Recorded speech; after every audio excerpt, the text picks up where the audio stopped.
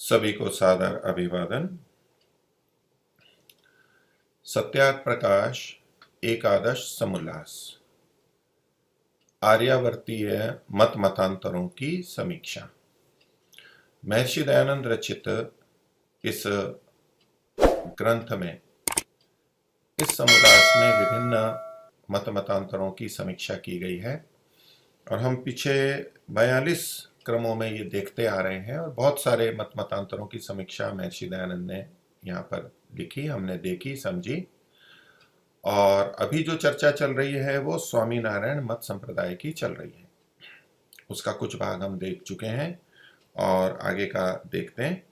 मेरी पुस्तक में पृष्ठ संख्या 450, परोपकारिणी सभा अजमेर 39वें संस्करण में। आपके यहाँ पर जो भी है पुस्तक है उसमें आप उसको राजा और दीवान का और जो नक्कटा संप्रदाय वाला प्रसंग था उसको देख सकते हैं। उसके आगे की ये बात है। इसमें पीछे का तो प्रश्न था स्वामीनारायण का मत कैसा है, अथवा उससे आगे का है माध्व मत तो अच्छा है। ये प्रश्न इनके बीच में अंतिम भाग में आपको ये प्रसंग मिलेगा जहां से हम अब प्रारंभ कर रहे हैं। तो महर्षि ने कहा कि ये धन हरण करने में बड़े चतुर होते हैं। पीछे जो बात रखी थी उसमें बहुत सारी और भी बातें बताई, अब कुछ और बातें बता रहे हैं कि किस तरह से करते हैं।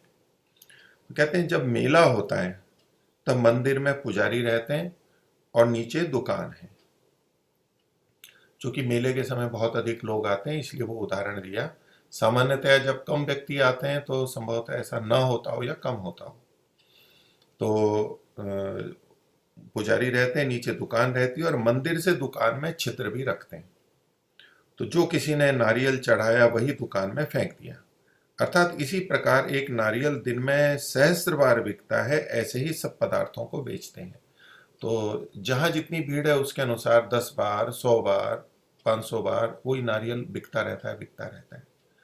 तो वो केवल यही नहीं है, वो और भी बहुत जगह मंदिरों में इस कार्य को करते हैं और ऊपर से ही छेद से नीचे दुकान में डालते हैं, ऐसा ना हो करके तो भी एकत्रित कर लेते हैं और वो ही सारा माल फिर से दुकानों पर पहुंच जाता है और फिर से वो बेचा जाता है और फिर से जो मानने वाले हैं वो वापस फिर से उसको चढ़ाते रहते हैं।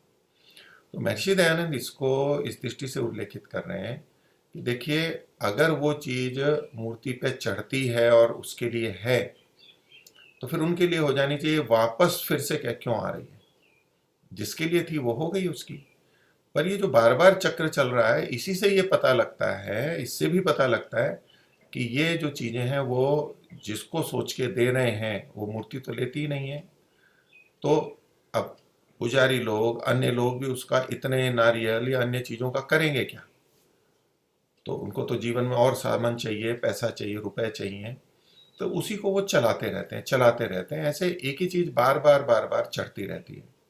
तो इसको महर्षि दोष के रूप में कह रहे हैं कि अगर आपको चढ़ाना है, आपने चढ़ा दिया तो उसकी हो गई, फिर ये बार बार दूसरे उसी को ही क्यों चढ़ा रहे हैं। लेकिन ये लोग ऐसी व्यवस्था रखते हैं, वहां पर ये बार बार ये चीजें बेची जाती हैं। आगे और इनके बारे में कह रहे हैं कि जो कि बहुत सारे इनके साधु होते हैं, सन्यासी साधु होते हैं, तो अलग अलग लोग आते हैं, बहुत सारे होते हैं। तो वहाँ क्या होता है अंदर, उसके लिए बता रहे हैं कि जिस जाति का साधु हो उनसे वही काम कराते हैं। तो ये जाति का मतलब यहाँ पर है, जैसे महर्षि आगे कह रहे हैं, जैसे नापित हो उससे नापित का, नापित कहते हैं नाई को, कुम्हार से कुम्हार का, शिल्पी से शिल्पी का, बनिए से बनिए का काम लेते हैं। तो सामान्य रूप से अगर हम इसको देखें साधु संत से अलग हटा करके, तो प्रथम दृष्टया हमें सामान्य लोगों को यही लगेगा भाई ठीक है, जिसको जो काम आता है वो काम करेगा, करना चाहिए, ठीक है। और क्या करेगा वो, दूसरी चीजें करेगा तो अच्छी तरह नहीं करेगा, इसमें कुशल है तो उससे ही वो कार्य करवा लेना अच्छी बात है। तो ये ठीक लगता है वैसे तो। किंतु महर्षि का तात्पर्य किस संदर्भ में है कि ये साधु हो चुके हैं, तो साधुओं से इस तरह से काम नहीं कराए जाते हैं। साधु किसी विशेष प्रयोजन से होते हैं, केवल खाने पीने और ऐसे ही संख्या बढ़ा देने कि भाई इतने साधु हैं, वो बात नहीं होती। साधु बनना, सन्यासी बनना, ये विवेक और वैराग्य के कारण से होना चाहिए। अब ये जो सारे, जिसको जहाँ जाति शब्द से लिखा है या तो वर्ण कहें, अपने अपने आय के साधन है, अलग अलग कौशल है, किसी ने कुछ सीखा है वो करता है, उससे आजीविका चला रहा था। तो ये जो आजीविका चलाने वाले कार्य हैं ये तो गृहस्थियों के लिए हैं और गृहस्थ तक सीमित हैं। लेकिन जब वो व्यक्ति साधु बन जाता है तब भी वो उन्हीं कामों को करता रहे, ये उचित नहीं है।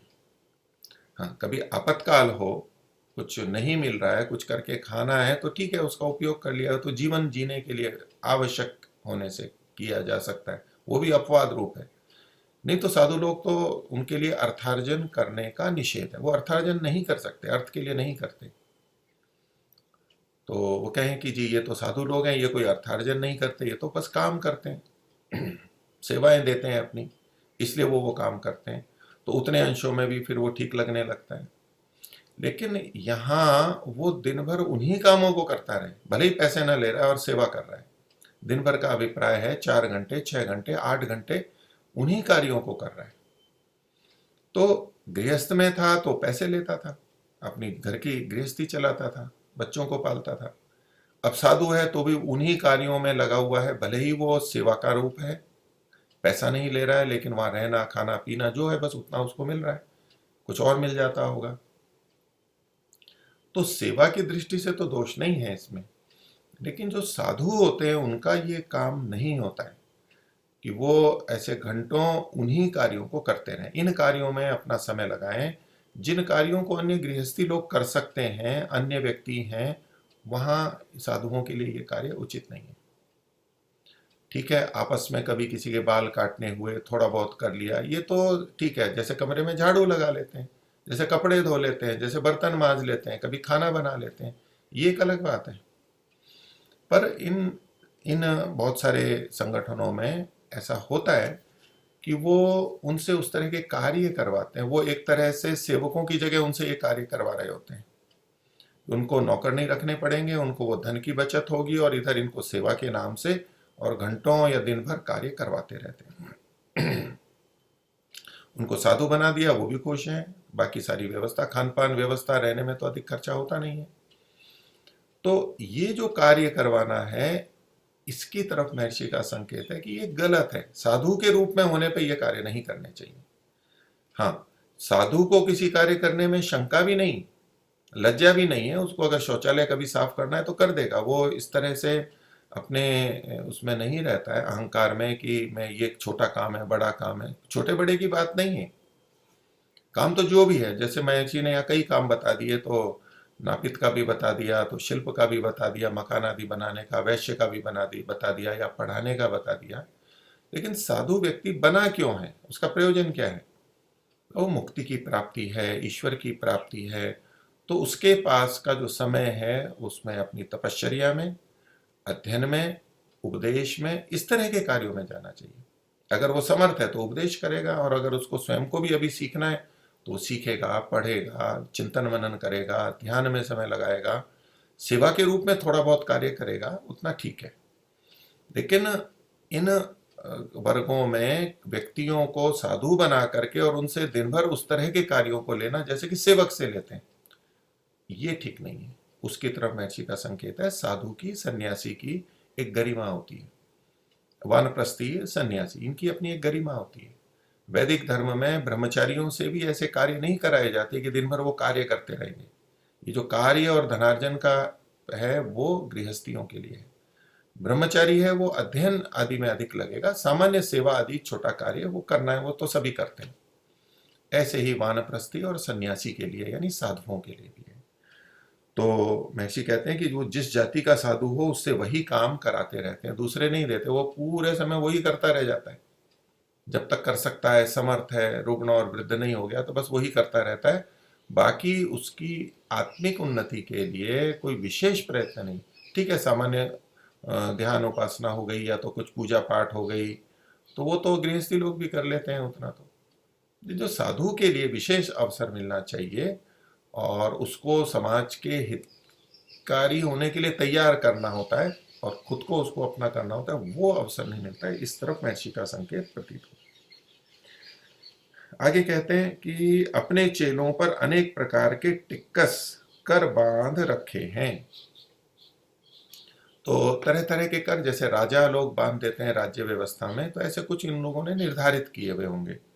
उसकी तरफ महर्षि का संकेत है कि आप ये करेंगे आपको इतना यहाँ देना है, ये करेंगे इतना देना, वो बंधे हुए हैं, आपको देना ही है। तो लाखों करोड़ों रुपए ठग के एकत्र कर लिए और करते जाते हैं। बहुत अधिक धन आ रहा है, आ चुका है और आता जाता है, आता जाता है। और इसीलिए वहाँ उनके मंदिर में औरों में बहुत संपन्नता या ऐश्वर्य दिखाई देता है, बहुत भव्यता दिखाई देती है। ये सब बिना धन के नहीं हो सकती, अत्यधिक धन लगता है। आगे कहते हैं जो गद्दी पर बैठता है वह गृहस्थ विवाह करता है, आभूषण आदि पहनता है। इनकी मुख्य जो गद्दी है उसके लिए कह रहे हैं। तो वो गृहस्थी बनता है यानी विवाह करता है और आभूषण आदि वो चीजें पहनता है, बाकी साधु संत तो होते ही हैं। जहां कहीं पधरावनी होती है वहां गोकुलीय के समान गुसाई जी बहुजी आदि के नाम से भेंट पूजा लेते हैं। तो पीछे जैसे गोकुलीय गोसाइयों का कहा इनके लिए भेंट रखी है, बहू के लिए, इसके लिए, बेटों के लिए, इसके लिए, तो ऐसे ये लोग भी अलग अलग चीजों से, अलग अलग नामों से भेंट पूजा लेते हैं और रखवाते जाते हैं।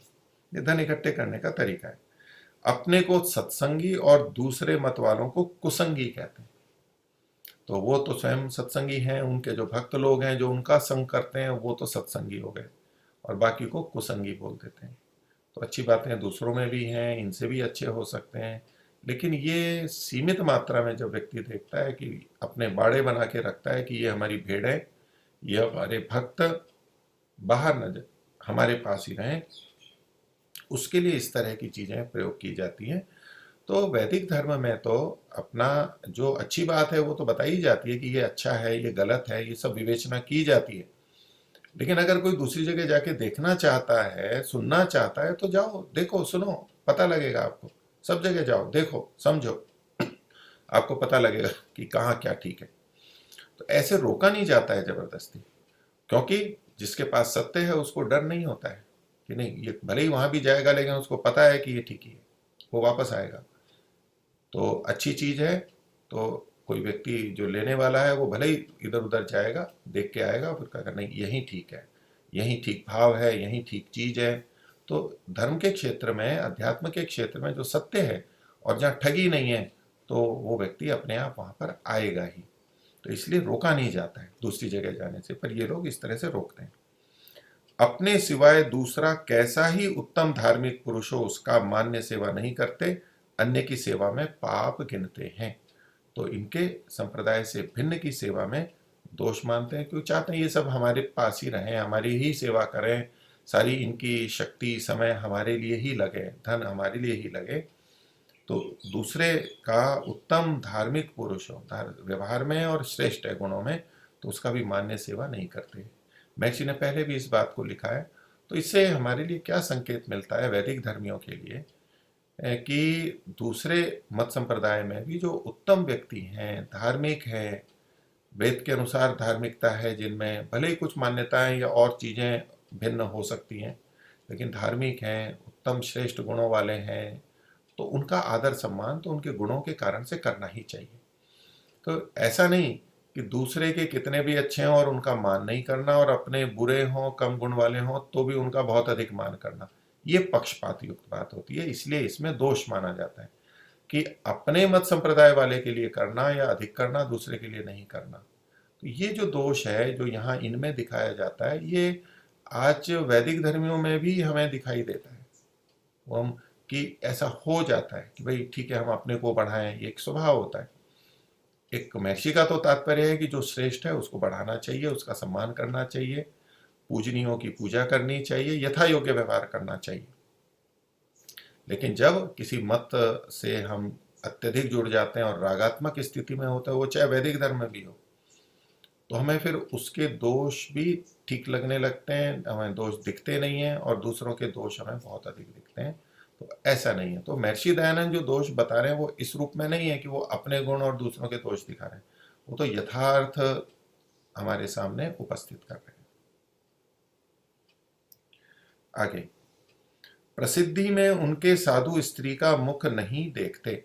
प्रसिद्धि का मतलब है कि ऐसा प्रचलित है और कहा जाता है कि उनके साधुओं के लिए स्त्री का मुख नहीं देखना होता है, यानी स्त्री को नहीं देखना होता है।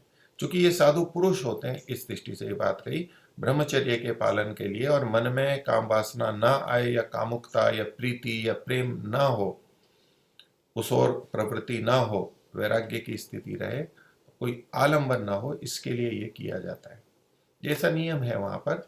और इनके प्रदर्शनी में भी और इसमें भी दिखाई देता है कि जब ये इनके जो मुख्य थे वो जब गए और देखा उन्होंने कि साधु सन्यासी लोग एक कमरे में रहते हैं, दूसरी तरफ गृहस्थी हैं, तो बीच में दरवाजा है, खिड़की है, और उसमें से महिलाएं अग्नि देती हैं या और सामान्य वस्तुएं दे देती हैं। तो उन्होंने उनको रोका था कि ऐसे उनसे नहीं, महिलाओं से व्यवहार मत करो, आप साधु हो, महिलाओं से व्यवहार मत करो।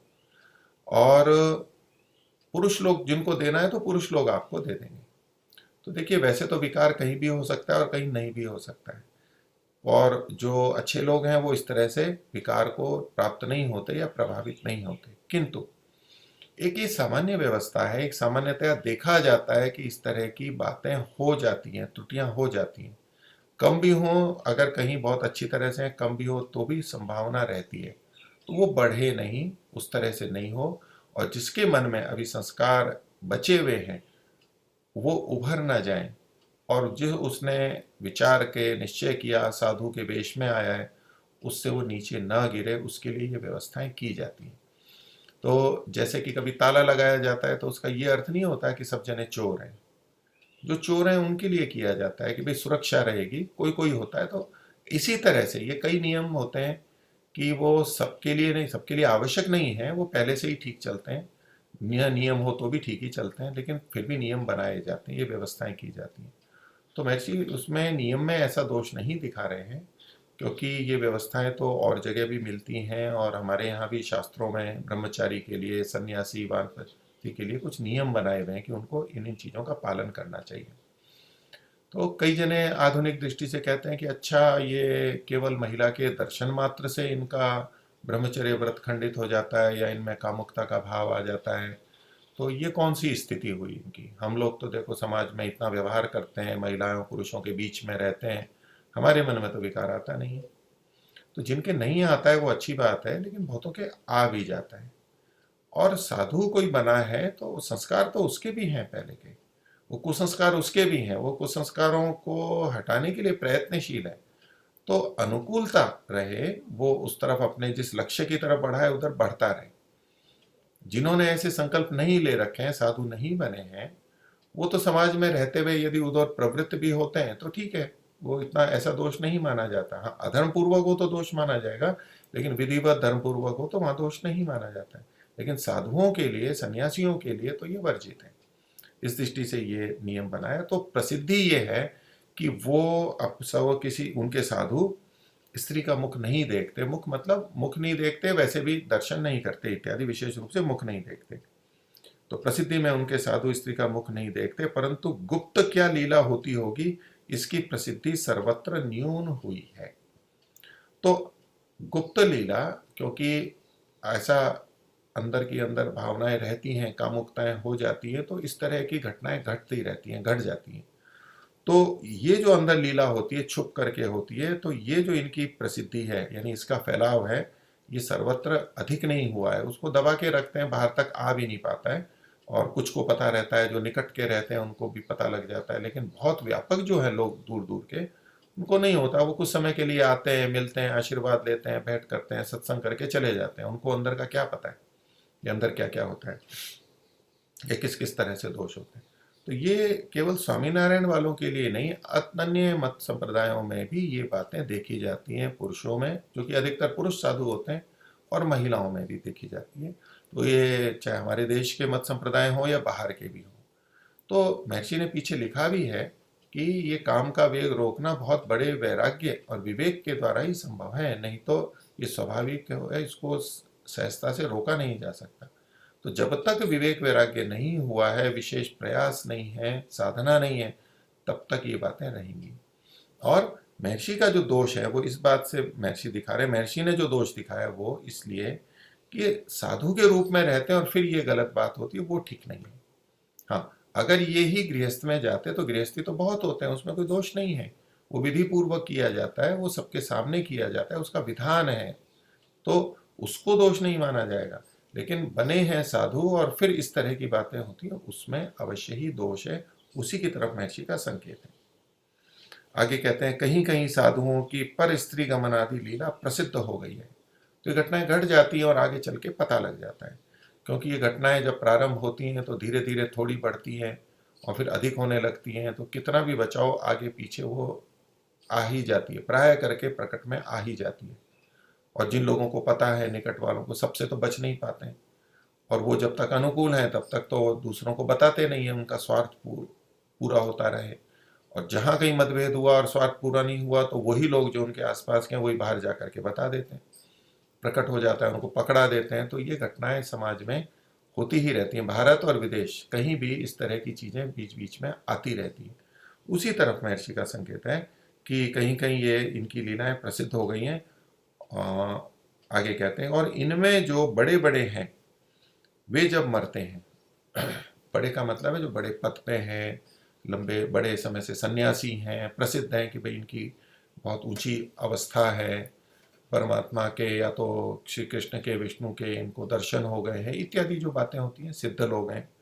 तो जो बड़े बड़े मरते हैं तो उनको गुप्त कुएं में फेंक कर देकर प्रसिद्धि करते हैं कि अमुक महाराज सदैव वैकुंठ में गए हैं। तो वैकुंठ इनका ऊंचा स्थान है, स्वर्ग का स्थान है। तो वैसे तो मर करके जाते हैं, जो अच्छे लोग होते हैं वो मर के जाएंगे, पुण्य आत्माएं, देवी आत्माएं, वो मर के जाएंगे। लेकिन सशरीर जाना ये अपने आप में बहुत बड़ी बात है। तो मृत्यु होगी तो शरीर दिखेगा, अंत्येष्टि होगी और सब कर्म होंगे, लोगों को पता लगेगा। तो इनको ये प्रसिद्धि करनी होती है कि वो तो सशरीर वैकुंठ में चले गए, इनका कितना महात्म्य था और इनकी कितनी सिद्धि थी। तो ये दिखाने के लिए और कर देते हैं, उसको कुएं में अंदर कहीं फेंक देते हैं। और यूं कहते हैं कि सहजानंद जी आके ले गए, क्योंकि वैकुंठ में ले जाना है, सहजानंद जी वहीं पर हैं, वो इनको स्वयं लेकर के जाते हैं। कितने बड़ी बात है सम्मान के, ये मतलब ये प्रसिद्ध थे, तो उनके बारे में बहुत अच्छा अच्छा कहने लग जाते हैं।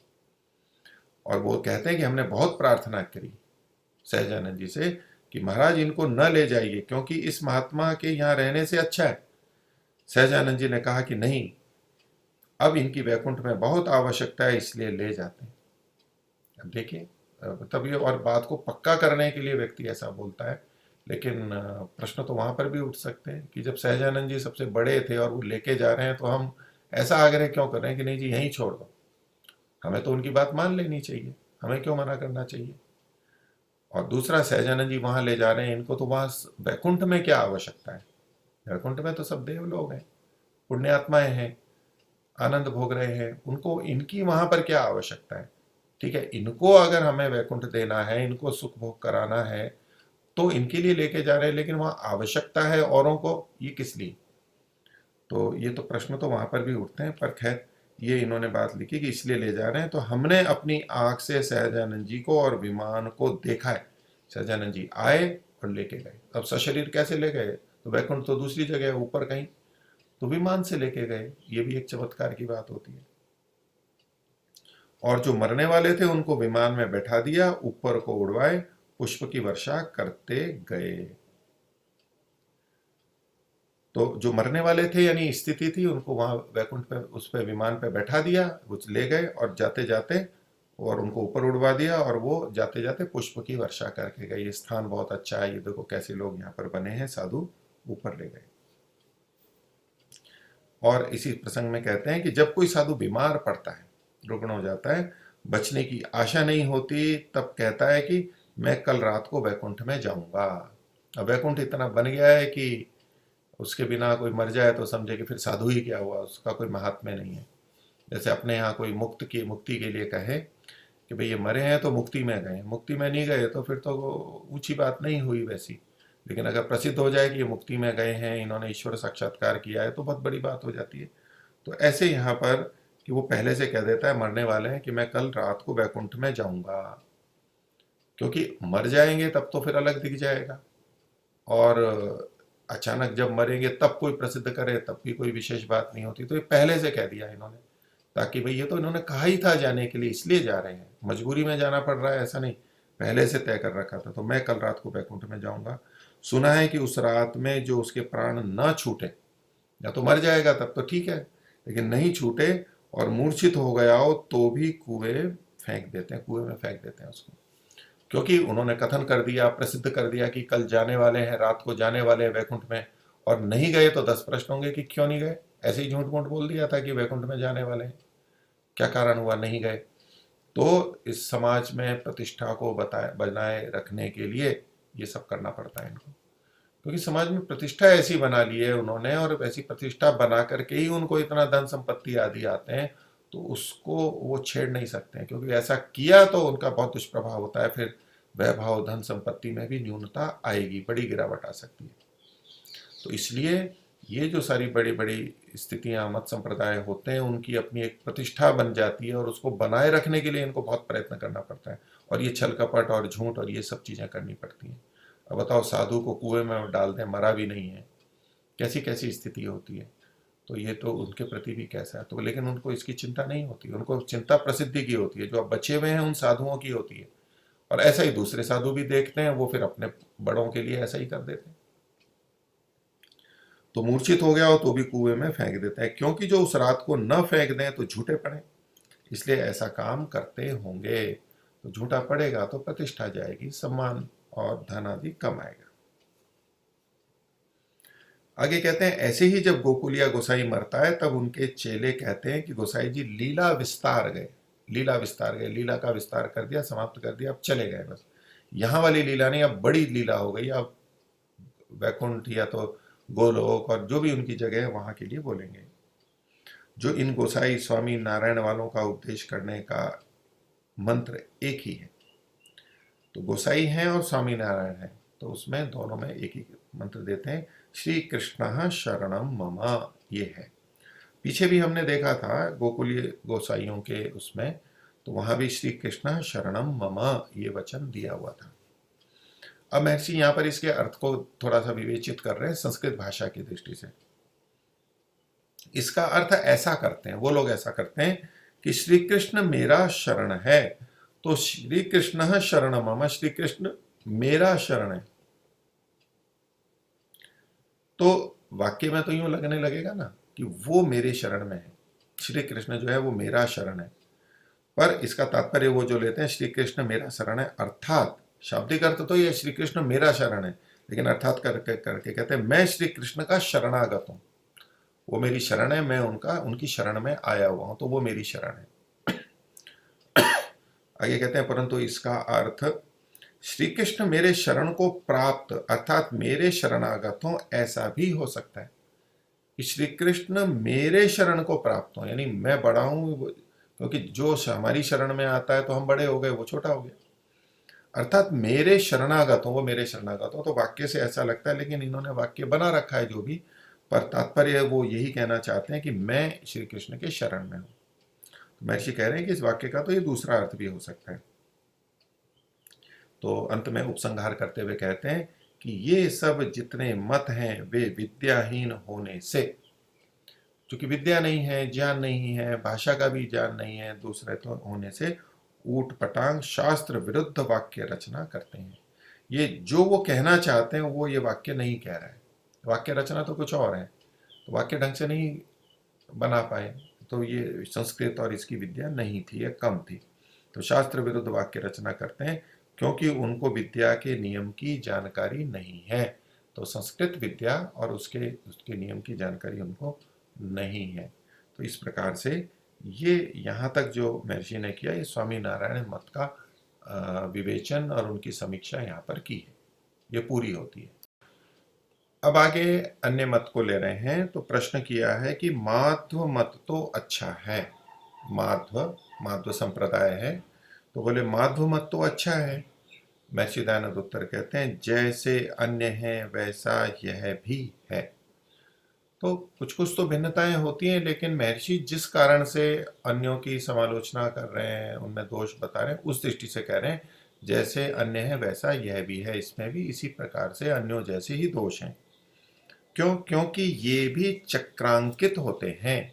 पीछे चक्रांकित का उल्लेख आया था, तो इनमें कहते हैं कि इनमें चक्रांकितों से इतना विशेष है कि रामानुजीय एक बार चक्रांकित होते हैं और माध्व वर्ष वर्ष में फिर चक्रांकित होते जाते हैं। चक्रांकित चक्र को अंकित कर देते हैं, चक्र को, तो वो अच्छा माना जाता है। और उसका महात्म्य पहले कहा, रामानुजीय मतलब रामानुज को मानने वाले, रामानुज के जो अनुयायी हैं उनके मत को मानने वाले वो रामानुजी हैं।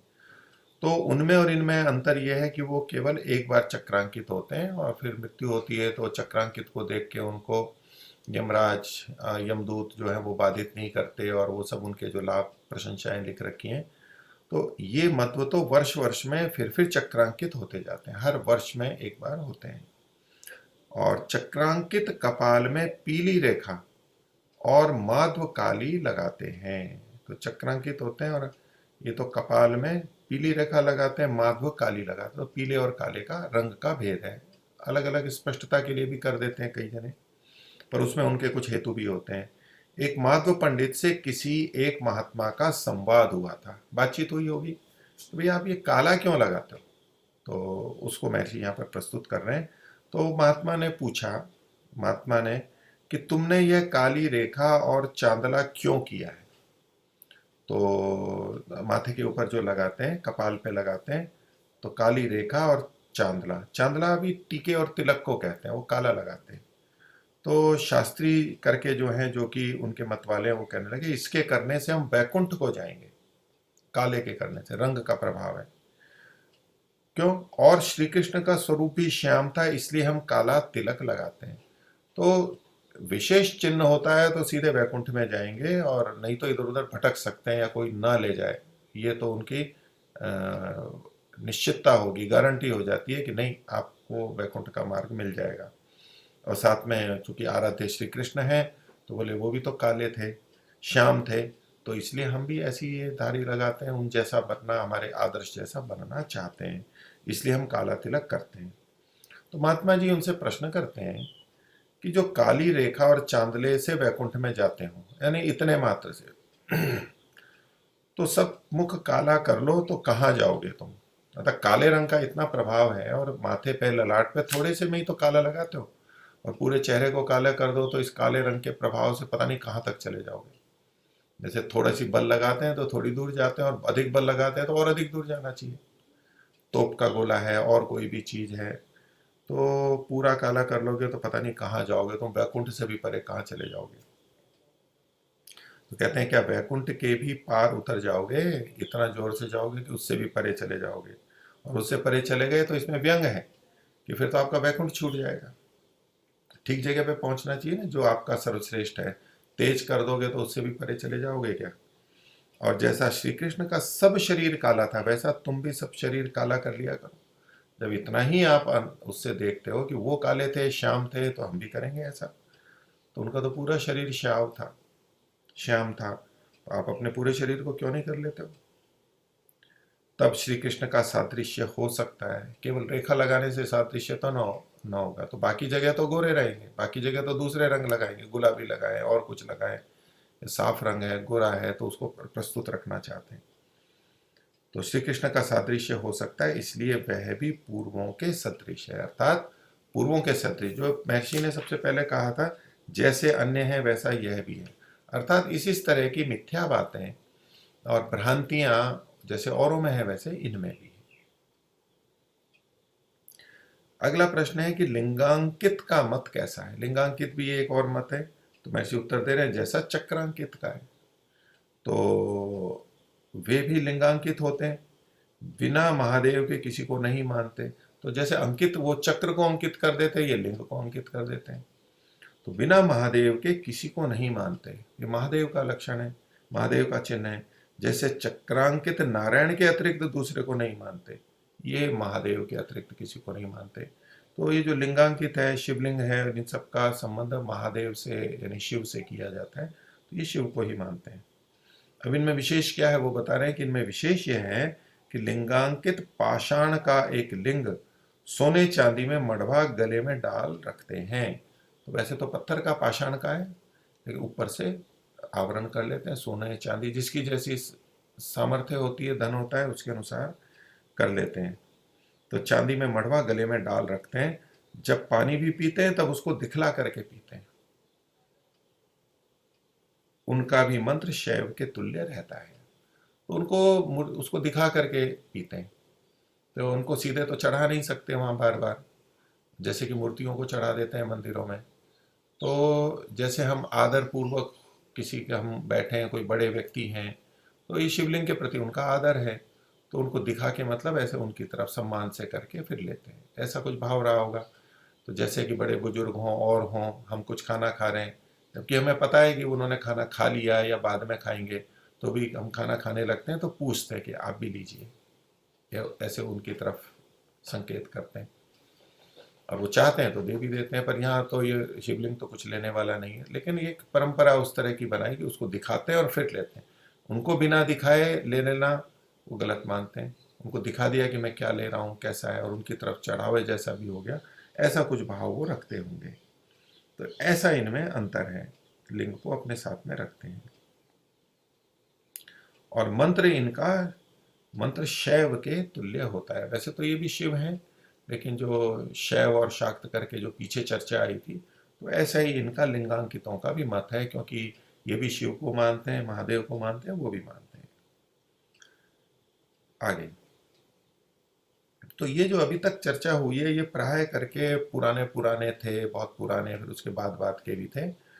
और फिर महर्षि दयानंद के समय और थोड़े से पहले भी कुछ इसी तरह के मत संप्रदाय चले, विचारधाराएं चली, उनका भी यहाँ पर उल्लेख कर रहे हैं। तो आगे कहा है ब्रह्म समाज और प्रार्थना समाज। आर्य समाज भी एक रहा, और ये ब्रह्म समाज और प्रार्थना समाज तो उस समय में लोग मानने वाले थे। आजकल तो प्राय इनको मानने वाले रहे नहीं, उनकी संस्थाएं भी नहीं रही, नाम मात्र कोई होगा, नहीं तो वो तो लुप्त प्राय हो गई है। विचारधाराएं हैं, कुछ पुस्तकें हैं, और उससे इतिहास है, ऐसा ऐसा हुआ, और कुछ कुछ उनकी बातें मानते होंगे, लेकिन ये तो प्राय समाप्त हो गए हैं। तो अब ब्रह्म समाज और प्रार्थना समाज के गुण दोष कथन करते हैं, लेकिन उस समय प्रचलित थे महर्षि के समय में। तो प्रश्न ये है कि ब्रह्म समाज और प्रार्थना समाज तो अच्छा है व नहीं है, क्योंकि ये आधुनिक थे, पढ़े लिखे लोगों के द्वारा बनाए गए थे, तो लगता है कि ये कुछ अच्छे होंगे। तो महर्षि उत्तर देते हैं कुछ बातें अच्छी और बहुत सी बुरी हैं। तो अन्यों में जो बुराइयां थीं, उनमें उनमें से कुछ को इन्होंने छोड़ दिया, वो बुराइयां नहीं लेते, लेकिन बहुत सी बुराइयां इनमें भी हैं, और कुछ नई बुराइयां इन्होंने अपना ली, अपने प्रगतिशील, तथाकथित प्रगतिशील सोच के अनुसार, या जैसा वो करते थे उसके अनुसार इन्होंने कुछ अपना लिया, गलत बातें भी अपना ली। तो कुछ बातें अच्छी और बहुत सी बुरी हैं। अब प्रश्न ये हुआ कि ब्रह्म और प्रार्थना समाज सबसे अच्छा है क्योंकि इनके नियम बहुत अच्छे हैं। तो प्रश्नकर्ता तो उनकी प्रशंसा ही कर रहा है, ये तो बहुत अच्छे हैं, नियम इनके बहुत अच्छे हैं। तो अन्य जो पाखंड वाली चीजें थी जो प्रश्नकर्ता को समझ में आ गई, तो वो कहता है कि उनकी अपेक्षा तो ये बहुत अच्छे हैं, तो बहुत सारे अच्छे नियम हैं। तो ब्रह्म समाज जो था राजा राम मोहन राय के द्वारा प्रचलित किया गया था, और उस समय के बहुत सारे प्रबुद्ध लोग उससे जुड़े हुए थे। तो और पहले इसका नाम भिन्न था, लेकिन बाद में ब्रह्म समाज के नाम से रहा। और इसी तरह प्रार्थना समाज, ये डॉक्टर आत्माराम जी थे जो मुंबई के, उनके द्वारा, और इनके साथ भी बहुत से उस समय के प्रतिष्ठित प्रबुद्ध लोग जुड़े थे।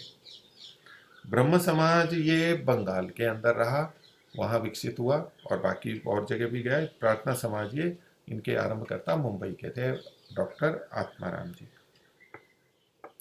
तो जब प्रश्नकर्ता ने ये कहा कि ये प्रार्थना ब्राह्म और प्रार्थना समाज सबसे अच्छा है, यानी औरों से अच्छा है क्योंकि इनके नियम बहुत अच्छे हैं, इसके उत्तर में महर्षि कहते हैं कि नियम सर्वांश में अच्छे नहीं हैं। अच्छे हैं कई, लेकिन सर्वांश में यानी 100%, सर्व अंश में, सब अंशों में अच्छे नहीं है। तो कुछ में इनके भी दोष हैं, और पीछे तो कहा ही है कि बहुत सारी बुरी बातें भी हैं, गलत बातें भी हैं। क्यों ऐसा है? तो क्योंकि महर्षि कारण बता रहे हैं। अब ये बात क्योंकि करके जो कारण बताए हैं, ये केवल ब्रह्म समाज और प्रार्थना समाज पे ही नहीं लगेंगे, इन पे तो लग ही रहे हैं, महर्षि कह रहे हैं। लेकिन इससे महर्षि का एक सिद्धांत भी हमें पता लगता है कि जो भी ऐसा होगा उसमें दोष तो आ ही जाएंगे। तो क्या? क्योंकि वेद विद्याहीन लोगों की कल्पना सर्वथा सत्य क्यों कर हो सकती है? सर्वथा सत्य, पूरी तरह सत्य। किनकी? जो वेद विद्या से हीन लोग होते हैं, वेद विद्या से हीन है और अब वो कल्पना कर रहे हैं, कुछ योजना बना रहे हैं, ऐसा होना चाहिए, ये होना चाहिए, ये उचित है, ये अनुचित है। तो ये महर्षि उसको कल्पना कह रहे हैं। वो अपने ढंग से जितना भी जानते हैं उसके आधार पर कुछ सोच विचार के नियम बनाते होंगे, बनाए होंगे उन्होंने, पर ये कल्पना है क्योंकि वो पूरे प्रमाणों पर आधारित नहीं होती है। जब कोई बात पूरे प्रमाणों पर आधारित होती है तो उसको हम कल्पना नहीं कहते हैं, लेकिन कुछ प्रमाणों पर आधारित है और फिर अपनी दृष्टि से हम करते हैं तो उसको कल्पना कह देते हैं। तो चूंकि ये वेद विद्या से हीन थे यानी न्यून थे, उनका पता नहीं था पूरा, और आधुनिक पढ़े लिखे होने से जितना जो जाना था उसके आधार पर करते थे, तो कई कल्पनाएं उन्होंने की, ऐसा कर देंगे, ऐसा कर देंगे। जैसे हम लोग सामान्यतः ये बड़े हैं तो थोड़ा और अच्छा कर सकते हैं या कुछ ज़्यादा बुरा भी कर सकते हैं, या हमें कुछ पता है और उसके आधार पे हम सोचते हैं कि नहीं ये ठीक रहेगा, ये ठीक रहेगा, लेकिन पूरा प्रमाण हमें नहीं पता है, वेद क्या कहता है, सही बात क्या है। तो ऐसे में जो हम सोचते हैं वो हमारी कल्पना कहलाती है। तो इनकी कल्पना सर्वथा सत्य क्यों कर हो सकती है, यानी नहीं हो सकती है। तो कल्पना भी किनकी ठीक हो सकती है? जो वेद विद्या से युक्त होते हैं। तो ये वैदिक धर्म की दृष्टि से हम विचार करें तो जो वेद विद्या से युक्त थे यानी ऋषि मुनि लोग, वो भी कल्पना तो करते होंगे। वो जब कल्पना करते हैं तो वो सर्वथा सत्य हो सकती है। हाँ, मनुष्यकृत जो थोड़ी बहुत दोष हो सकते हैं अल्पज्यता के कारण, वो तो महर्षि अलग जगह स्वीकार करते ही हैं, लेकिन फिर भी जो वेद विद्या से युक्त हैं उनकी कल्पना, यानी वो भी कल्पना तो करते हैं। इसका तात्पर्य क्या है? ये संकेत जाता है, और हमारे शास्त्रों से भी उस बात का हमें स्पष्ट ज्ञान होता है कि वेद में सारी बातें नहीं लिखी हैं। जैसे कि हम आज बहुत सारी बातें, नियम आदि मानते हैं, सब कुछ जू का तो नहीं लिखा है वहां पर। मान लीजिए मनुस्मृति में बहुत सारे विधि विधान हैं, वेद में सब जगह ये सारी की सारी चीजें वेद में नहीं मिलेंगी। हाँ, वेद में संकेत मिल जाएंगे, और वेद में जो बातें कही गई हैं, जो मुख्य नियम, मूलभूत आधारभूत चीजें बताई गई हैं, उनको जान करके जो पवित्र हृदय वाले थे, शुद्ध मन वाले थे, उन्होंने सबके हित के लिए कुछ बातें कही। अब ये जो कही है उनकी कल्पना हो गई, क्योंकि ये कल्पना मतलब निराधार नहीं, वेद के अनुकूल उन्होंने कल्पना की कि इसमें ऐसे करना चाहिए, इसमें ऐसा करना चाहिए, ये ठीक है, ये ठीक नहीं है। ये ऋषि मुनि लोगों की। तो ये जो कल्पना होगी इस तरह की विचार करके प्रस्तुत करना, ये तो फिर भी सर्वांश में ठीक हो सकती है, लेकिन जो वेद विद्या से रहित है उनकी नहीं हो सकती। तो ये संकेत जाता है कि सब बातें वहां पर लिखी भी नहीं होती। इसको हम आज के किसी भी देश के संविधान से भी हम समझ सकते हैं।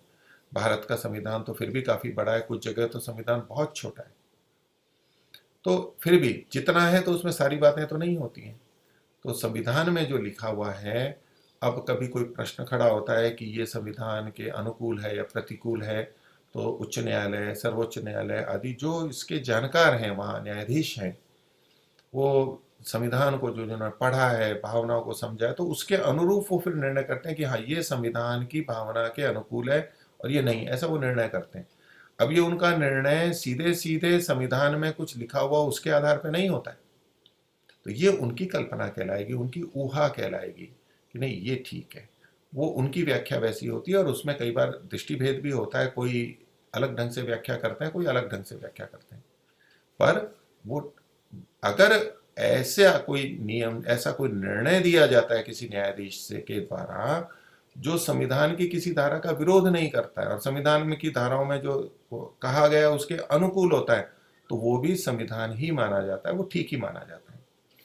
तो लेकिन जो जानकार है वो ठीक निर्णय करता है। जिसने संविधान को ही ठीक नहीं जाना है, वो जब ऐसी कल्पनाएं करेगा तो वो तो कुछ की कुछ कर सकता है, गलत कर सकता है। बस उसी दृष्टि से यहाँ पर वेद के संदर्भ में भी हमें समझना चाहिए कि जो वेद विद्या से हीन लोग होते हैं, वो जो कोई कल्पना करेंगे, कितना ही सोच विचार के करें, वो सर्वांश में ठीक नहीं हो सकते। जो कुछ ब्रह्म समाज और प्रार्थना समाजियों ने ईसाई मत में मिलने से थोड़े मनुष्यों को बचाया, क्योंकि उस समय ये काफ़ी मात्रा में चल रहा था, अंग्रेज़ों का राज था और ईसाइयों का प्रभाव था, लोग ईसाई बन रहे थे, आज भी बन रहे हैं, उस समय भी बन रहे थे। तो उस समय के हिसाब से तो इन्होंने, ब्राह्म समाज और प्रार्थना समाज ने लोगों को ईसाई बनने से बचाया। एकदम से वेद विरुद्ध मत में जाने से बचाया। उस दृष्टि से महर्षि प्रशंसा कर रहे हैं कि थोड़े मनुष्यों को बचाए, ये अच्छा किया। और कुछ मूर्ति पूजा को भी हटाया इन्होंने, क्योंकि मूर्ति पूजा के नाम से जो ठगी होती थी, अंधविश्वास था, इसको ये लोग भी समझते थे और उन्होंने इसका भी विरोध किया। मूर्ति पूजा का विरोध केवल महर्षि दयानंद ने किया और ऐसा नहीं है, औरों ने भी किया, इन्होंने भी किया। कबीरदास जी के दोहे या औरों के इनके दोहे भी मिलते हैं कि जो जहाँ पर पत्थर पूजने का निषेध किया गया है। और भी मत संप्रदाय हैं, इस्लाम में भी पत्थर पूजने का मना है, जैनियों में भी भले ही इतनी मूर्ति पूजा करते हों, और मूर्ति पूजा वहीं से चली है, महर्षि ने लिखा है, लेकिन फिर भी जैनियों में भी वर्ग है। जैसे तेरा पंथ वाले हैं, उसमें स्थानकवासी हैं, तो ये लोग मूर्ति पूजा नहीं होते, मूर्ति पूजक नहीं होते। मूर्ति पूजक अलग होते हैं, जैसे सनातनियों में मूर्ति पूजक होते हैं और आर्य समाजी या कुछ मूर्ति पूजा नहीं करते हैं, ऐसे जैनियों में भी कुछ मूर्ति पूजा करते हैं, कुछ मूर्ति पूजा नहीं करते। मंदिर मार्गी हैं, मूर्ति पूजक हैं, तो सब नहीं करते, वो भी दोष दिखाते हैं। तो केवल महर्षि दयानंद ने ही निषेध नहीं किया था मूर्ति पूजा का, अन्य भी ऐसे चिंतक हुए हैं, समाज सुधारक हुए हैं, जिन्होंने मूर्ति पूजा के दोषों को समझा है, और उनके मानने वाले आज भी हैं, बहुत लोग हैं। लेकिन आर्य समाज ऐसा बदनाम हो गया है कि ये मूर्ति पूजा का खंडन करता है, वो तीव्रता से करता है, और चुपचाप करते हैं, मान लेते हैं, चलो वो भी ठीक है, ये भी ठीक है। आर्य समाज चूंकि स्पष्टता से बात कहता है कि नहीं ये ठीक है और ये ठीक नहीं है, अब ये लोगों को बुरा लगता है कि भाई ये खंडन करने वाले हैं।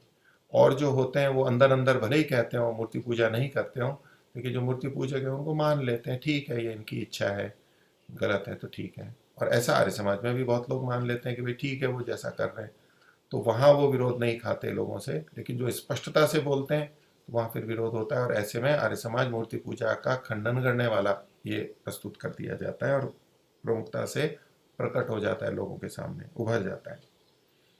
तो कहते हैं कि इन्होंने मूर्ति पूजा को हटाया और अन्य ग्रंथों के जालों से भी कुछ बचाया, क्योंकि जो तंत्र ग्रंथ, तंत्र के और बहुत से जिनका महर्षि ने उल्लेख किया था, ऐसे बहुत सारे ग्रंथ थे, जाल ग्रंथ थे, झूठे ग्रंथ हैं, उनसे भी बचाया कि देखो इनसे बचो, इसमें ठगी है, इसमें अंधविश्वास है, इनसे बचो। तो इत्यादि अच्छी बातें हैं, उसका महर्षि स्वीकार कर रहे हैं, लेकिन जो दोष हैं वो बताए जा रहे हैं। तो देखिए, जब भी ऐसी विवेचना होती है तो गुण भी बताए जाते हैं, दोष भी बताए जाते हैं, लेकिन जब लोगों को बचाना होता है तो उसके दोष अधिक बताए जाते हैं। इसलिए महर्षि ने ये सारी बातें अधिक लिखी हैं। तो क्या कहते हैं, पहला बिंदु, कई बिंदु महर्षि ने लिए हैं, तो इसमें पहला कि इन लोगों में स्वदेश भक्ति बहुत न्यून है, ये पहला दोष बताया। तो यद्यपि धर्म है की बात है, वो कहीं से भी किसी देश से जुड़ा हुआ हो सकता है, लेकिन चूंकि एक सामाजिक संगठन थे और समाज सुधार के लिए आए थे, तो महर्षि को ये बात खटकती कि इनमें स्वदेश भक्ति न्यून है। ईसाइयों के आचरण बहुत से ले लिए हैं, खान पान, विवाह आदि के नियम भी बदल दिए हैं। तो इस महर्षि में स्वदेश भक्ति बहुत थी, और इसी कारण से महर्षि दयानंद को जो मानते हैं उनमें स्वदेश भक्ति अधिक होती है अपेक्षा से, औरों की तुलना में। देश के लिए बहुत सोचते हैं, देश के लिए बहुत समर्थन करते हैं, औरों में भी देशभक्ति होती है, लेकिन आर्य समाज के लोगों में प्रतिशत देखा जाए औरों से तो अधिक देशभक्ति होती है। और ये तो इतिहास की भी बात है कि स्वतंत्रता संग्राम में जो जो देशभक्त थे वो लोग बहुत आर्य समाज से जुड़े, और इसलिए अधिकांश लोग महर्षि दयानंद और आर्य समाज से प्रभावित रहे, और देश के लिए उन्होंने बहुत कुर्बानियाँ दी, बहुत बलिदान दिए, और देश की स्वतंत्रता के लिए कार्य किया। और आज भी जो राष्ट्रवादी लोग हैं उनमें आर्य समाजी लोगों की प्रमुखता है, और आर्य समाजी राष्ट्रभक्त होता ही है, राष्ट्रवाद से युक्त होता ही है, स्वदेश भक्ति से युक्त होता है। तो ईसाइयों से बहुत सारे आचरण ले लिए, क्योंकि ये आधुनिक पढ़े लिखे थे, विदेशों में भी गए, यहाँ भी पढ़े, तो उन लोगों के बीच में रहते हैं, तो उसका ये प्रभाव आता ही है, हमारे पे आता ही है, और उन चीज़ों को वो अपना लेता है व्यक्ति, जिनके बीच में रहता है, करता है, और उनके बहुत सारे उन्नतियों को देखते हुए उनकी कई बातें गलत हों वो भी स्वीकार हो जाती हैं। तो अच्छे हैं, वो अच्छे मान लिए गए, बड़े हैं, समझदार हैं, तो उनकी गलत बातें भी हम अनजाने में मान लेते हैं, हमारा हम उन पर समर्पित हो जाते हैं, जैसे अंधविश्वास वालों पे हो जाते हैं, ये जो मत संप्रदायों में हो जाते हैं। कुछ अच्छी बातें हैं और मानस ऐसा बन जाता है कि सब चीज़ें स्वीकार्य हो जाती हैं, समर्पण, और उनकी गलत बातें भी अपना लेते हैं। ऐसा का ऐसा इन ईसाइयों के प्रति, जो कि उस समय में पढ़ाते थे या बड़े विद्यालय आदि खोले हुए थे इत्यादि, तो जो विदेश पढ़ने गए तो उनके बहुत से आचरण ले लिए हैं। और इन्होंने खान पान और विवाह के नियम भी बदल दिए, जो वैदिक परंपरा के थे उससे भिन्न कर दिए। महर्षि का तात्पर्य वहां पर है। दूसरा, अपने देश की प्रशंसा प्रशंसा व पूर्वजों की बढ़ाई करनी तो दूर रही, उसके बदले पेट भर निंदा करते हैं। तो ये भी देशभक्ति से जुड़ी हुई बात है। वैसे तो अपने जो देश की प्रशंसा और अपने पूर्वजों की बढ़ाई तो वैसे तो करनी चाहिए, और आत्मसम्मान होता है, और आजकल तो बहुत चल ही रहा है ये, और होना चाहिए गौरव, जो अच्छी बातें हैं।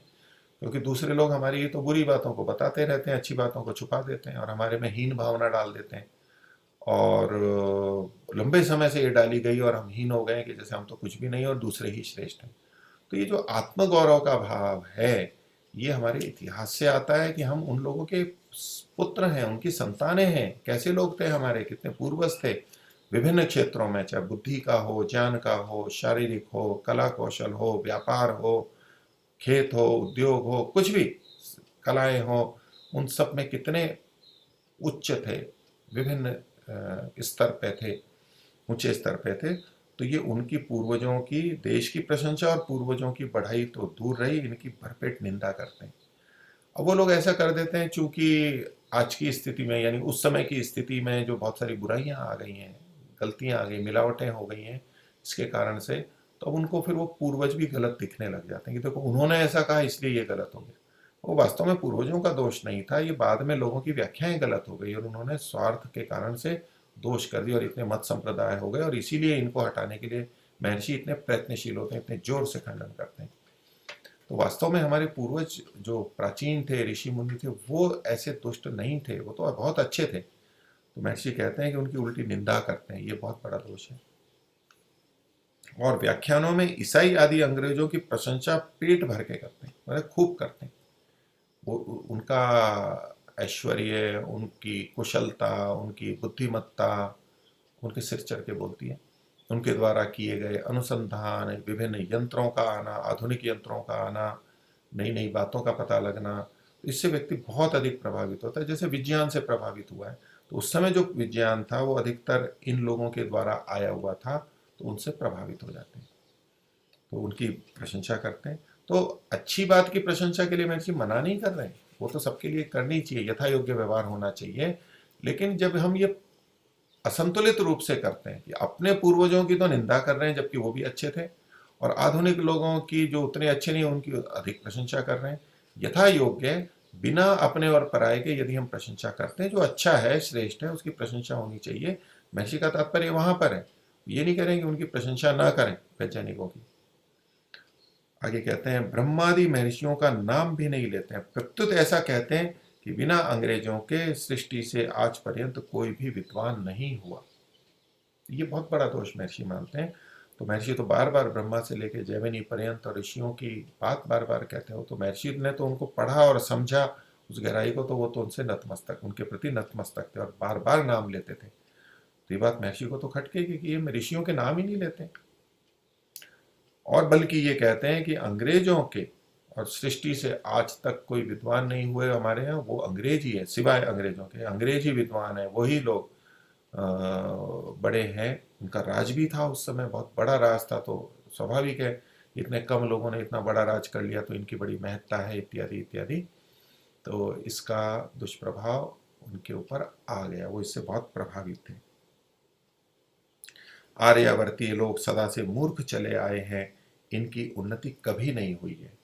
तो पहले भी उन्नति नहीं थी, अभी तो उन्नति है ही नहीं। ये बात ठीक थी कि उस समय उन्नति नहीं थी, पददलित थे, पराधीन थे, विद्या, ऐश्वर्य, बहुत चीजें नहीं थी, कम हो गई थी, लेकिन पहले भी नहीं थी, ऐसे ही मानते हैं। और जैसे विदेशी या अंग्रेज लोग बोलते हैं कि वेद गडरियों के गीत हैं और ये सब हमें पिछड़ा घोषित करते हैं। तो किसी को गुलाम बनाना होता है तो उसकी मानसिकता को भी गुलाम करना होता है, उसको अपमानित करना होता है, उसको गौरव से रहित करना होता है, वो अपने को दीनहीन समझे तब वो दूसरे को स्वीकार कर लेता है। और जिसमें आत्मगौरव है वो दूसरे को कैसे स्वीकार कर सकता है, परतंत्र कैसे होगा? वो लड़ेगा, संघर्ष करेगा, प्रतिस्पर्धा करेगा, मर भी जाएगा लेकिन रक्षा करेगा। तो ये मानसिक रूप से तोड़ने की बात होती है, जो कि हमारे लिए, भारत देशवासियों के लिए या यूं कहें वैदिक धर्मियों के लिए, सनातन धर्मियों के लिए बहुत अधिक किया गया, और हम उससे दुष्प्रभावित हुए और आज भी हैं, और इसलिए हम उतने नहीं उठ पा रहे। अब धीरे धीरे कुछ और अधिक करवट आई है, बहुत से समाज सुधारक आंदोलन हुए, आर्य समाज का बड़ा योगदान रहा, महर्षि का रहा, अन्य भी बहुत सारों साधु संतों का रहा है, वो सब योगदान रहा है, और आज भी इसको बढ़ाने के लिए प्रयास किए जा रहे हैं। वो उचित रीति से होना चाहिए, वैदिक रीति से होना चाहिए, ये तो अपेक्षा सबको होनी ही है। तो बोले ये तो सदा से मूर्ख थे, इनकी उन्नति कभी नहीं हुई। तो महर्षि कह रहे हैं कि ऐसे मानने वाले जब हमारे अपनी मान्यता को समाज में फैलाएंगे और लोग इनके मानने वाले होंगे, वो तो अंग्रेजों को ही पूजेंगे। आज स्वाभिमान तो आत्मगौरव तो इनमें आएगा ही नहीं, तो उन्नति करेंगे कैसे। महर्षि को अपने देश और इनके प्रति बहुत गौरव था, ऋषियों के प्रति गौरव था, और वो उसको बढ़ाना चाहते थे। यहाँ एक प्रश्न आता है, विचार आता है, आगे भी हम देखेंगे इस बात को, कि महर्षि तो सन्यासी थे, उनके लिए तो सब मनुष्य बराबर होने चाहिए, देश का क्यों ये कथन करते हैं, या हमारे ऋषि और हमारा देश, ये सब क्यों करते हैं। ये तो थोड़ी संकुचित बात होगी कि सन्यासी के लिए तो सब मनुष्य एक हैं, उदार चरितानाम तो वसुधैव कुटुंबकम हमारे यहाँ भी बहुत जगह कहा गया। तो ऐसा क्यों महर्षि करते थे। तो महर्षि एक अन्याय को दूर करने के लिए प्रयासरत थे। महर्षि वैसे तो यथा योग्य व्यवहार करने के पक्षधर थे, जो अच्छे हैं उनको अच्छा और बुरे को बुरा कहना। और महर्षि ने अंग्रेजों की बहुत प्रशंसा की, आगे बताएंगे भी। लेकिन जब कोई पक्षपात करके श्रेष्ठों का अपमान कर रहा हो, उनकी अवमानना कर रहा हो, उनको दीनहीन बता रहा हो, और जो कम है उनको बहुत ऊंचा चढ़ा रहा हो, ऐसी स्थिति में क्या कर्तव्य बनता है। और उस अन्याय के कारण से ये देश जिसमें कि वो उत्पन्न हुए, तो देखिए अपनापन तो रहेगा ही, इसको कोई राग नहीं कहते, अपनापन तो रहेगा ही, और ये कर्तव्य बनता है कि हम जिस देश के हैं, जो हमारे माता पिता हैं, जो हमारा परिवार है, उनके प्रति हमारा कर्तव्य रहता है। उन्होंने हमें दिया है तो हमें भी कर्तव्य करना है, जो जहाँ है उसको वहाँ के लिए करना चाहिए, एक सामान्य नियम है। अपने देश के लिए, अपने गांव के लिए, अपने परिवार के लिए, अपने बच्चों के लिए, अपने माता पिता के लिए, उनके लिए करना है, ये सबका अपना अपना कर्तव्य। आगे महर्षि संकेत करेंगे इस बात को कि यदि हम सबके लिए यूं करने लग जाएंगे तो अपने लिए कहां से करेंगे। तो अपने लिए करना अपने आप में वैसा बुरा नहीं है जैसा कि समझ लिया जाता है। ये अपने लिए कर रहा है तो बहुत बुरा है। बुरा क्यों है, सब अपना अपना करते हैं, सबको अपना अपना करना ही है, और जितना अतिरिक्त हमारे पास बचता है, समय है, वो दूसरों के लिए भी हमें लगाना है, सबके लिए सोचना है, वैसे समान व्यवहार करना है। अब यूं तो हम रोटी खाते हैं, हम अपने लिए बनाते हैं, अपने लिए खाते हैं। तो अब किसी ने मान लो अपने घर पे रोटी बनाई, भोजन बनाया अपने परिवार के लिए, तो कहेंगे देखो इन्होंने संसार भर के लिए तो भोजन बनाया ही नहीं, इन्होंने तो अपने लिए बनाया है, ये तो स्वार्थी लोग हैं। भाई सबके लिए बना सकते हैं क्या, सब अपने अपने लिए बना रहे हैं तो एक व्यवस्था है। अब सब कोई सबके लिए बनाए तो कैसे चलेगा। पहली बात तो बना नहीं सकते, इतनी धन संपत्ति नहीं है, और बना भी लें तो किसको क्या पता है कि कौन कहाँ बना रहा है, कौन कब ले आएगा। मान लिए रिश्तेदारी में कई बार हो जाता है, हमने भी उनके लिए बना लिया और उन्होंने हमारे लिए बना लिया, सोचा कि स्थिति ऐसी है कि हाँ एक ही जगह हो जाएगा, अब दो दो जगह बन गया। तो ऐसे व्यवस्था नहीं होती है। तो अपने अपने के लिए तो करना ही होता है, ये कोई वैसा दोष नहीं है। जो दोष माना जाता है वो अपने अन्य तरीके से स्वार्थ वशीभूत स्वार्थ, जो निंदित स्वार्थ है, अविद्या युक्त स्वार्थ है, उसको लेकर के जब हम दूसरे की हानि पहुंचाते हुए अपना स्वार्थ सिद्ध करते हैं, वो स्वार्थ गलत है। लेकिन महर्षि इस देश में उत्पन्न हुए हैं, देश के कारण से यहाँ के ऋषि मुनियों की परंपरा और यहाँ के लोगों से उन्होंने सीखा है, यहाँ के लोगों की भिक्षा को उन्होंने खाया है, तो यहाँ के लिए तो वो सोचेंगे ही, तो इसमें कोई दोष नहीं है वो सन्यासी के लिए। तो इसलिए महर्षि यहाँ पर स्वदेश भक्ति और अपने देश के पूर्वज और इनके लिए इतना महत्व दे रहे हैं, और ये यहाँ पर इन्होंने बात को रखा है। और महर्षि के इस तात्पर्य को इसी रूप में हमें समझना चाहिए, इससे उनकी संकुचित दृष्टि है ऐसा कभी नहीं कहना चाहिए।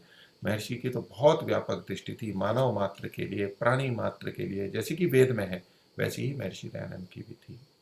तो आज का विषय इतना ही रखते हैं और आगे इस प्रसंग को देखेंगे। सभी को सादर नमस्ते। ओम शांति।